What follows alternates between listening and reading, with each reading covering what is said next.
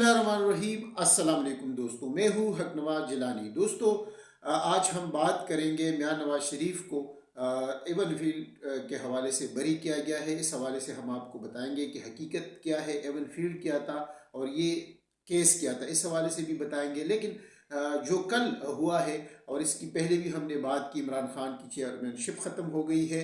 आया -1 फार्मूला कामयाब हो गया है, जो न्यूट्रल या कंपनी चाहती थी और नवाज शरीफ चाहते थे कि इमरान खान को नहीं होना चाहिए, -1 होना चाहिए, जिस तरह अल्ताफ़ हुसैन हुआ था या दूसरे सियासी रहनुमा भी माजी में हो चुके हैं।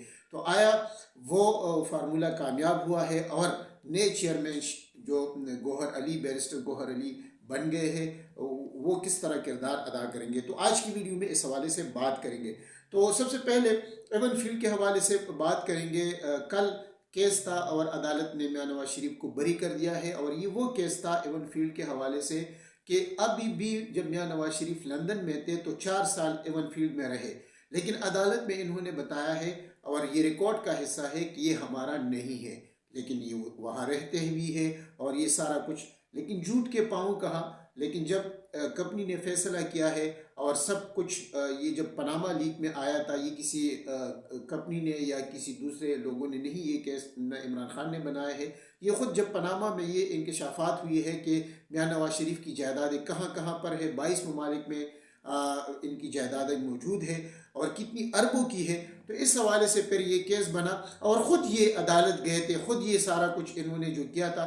इस पर इंशाल्लाह किसी वक्त में हम तफसीली बात करेंगे कि एवन फील्ड के हवाले से जो केस किस तरह नवाज शरीफ को सज़ा हुई थी। 10 साल ये सज़ा थी और जिसमें 4 साल इन्होंने बरतानिया में गुजारे और जब ये वापस आए 2-3 दिन या 2-3 हफ्ते ये जेल में रहे।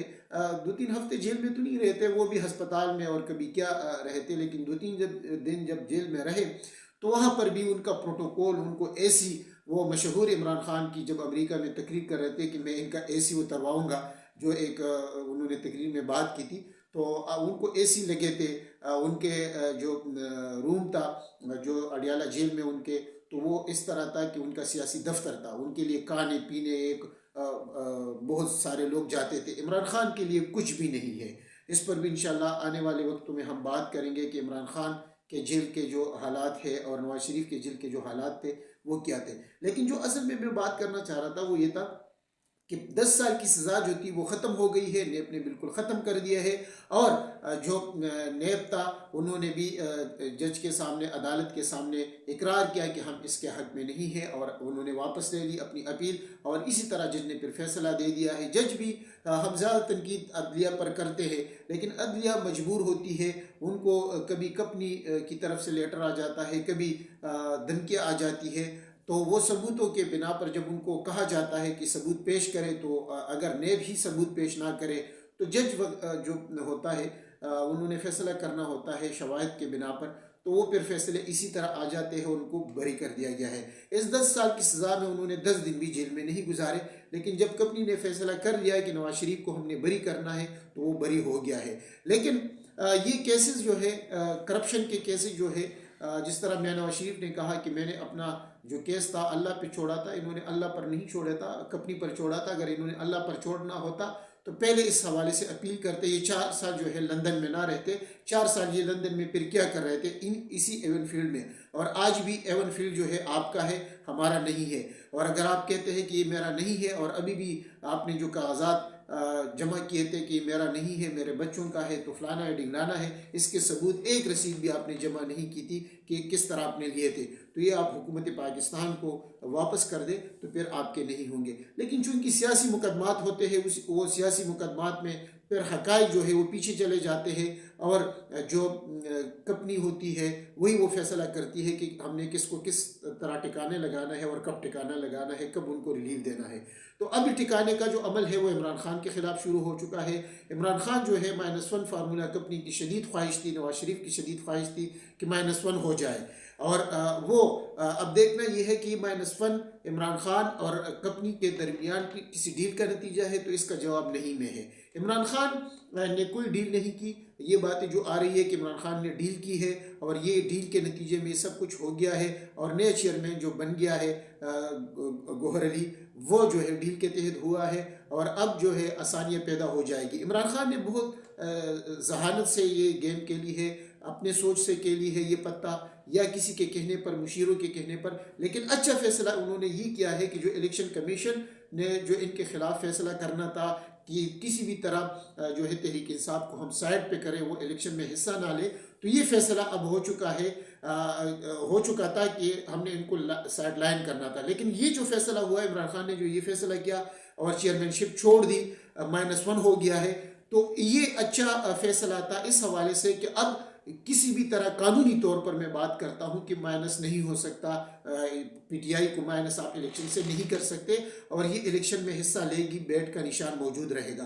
तो इसको मद्देनजर रखते हुए हम ये तो कह सकते हैं कि इमरान खान ने गौहर अली की जगह अपनी बहन को क्यों, हलीमा बीबी को क्यों नहीं चेयरमैनशिप दी, या जो बुशरा बीबी थी तो उनको क्यों नहीं दी, या दूसरे जो अहम रहनुमा थे उनको क्यों नहीं दी। तो इसको तीन वजूहात हम हमारे जहन में, या हम जो इमरान खान को समझते हैं, उनकी पार्टी को समझते हैं, उनकी जो सियासत है उसको समझते हैं, तो इमरान खान जो है वह इस बात पर यकीन नहीं करते कि ख़ानदानी सियासत हो और ओहदे जो है वो ख़ानदान में तकसीम करें।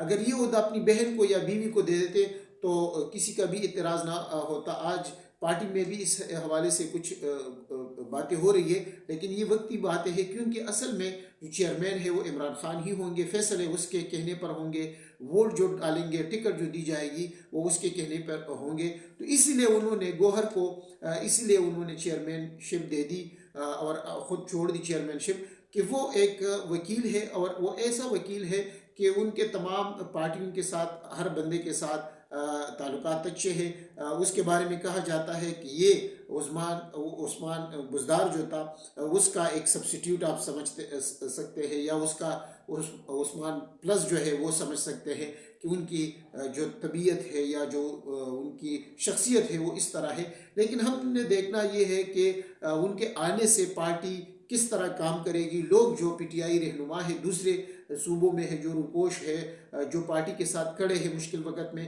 वो किस तरह काम करेंगे, किस तरह होगा। लेकिन असल बात यह है कि पार्टियां इस तरह ख़त्म नहीं होती जिस तरह कंपनी की सोच है या जो सियासी जमातों की सोच है कि हम पीटीआई को ख़त्म कर लेंगे और दूसरा आ गया तो अब इमरान खान ख़त्म हो गया। इमरान खान कभी भी ख़त्म नहीं हो सकता जब तक वो ज़िंदा है।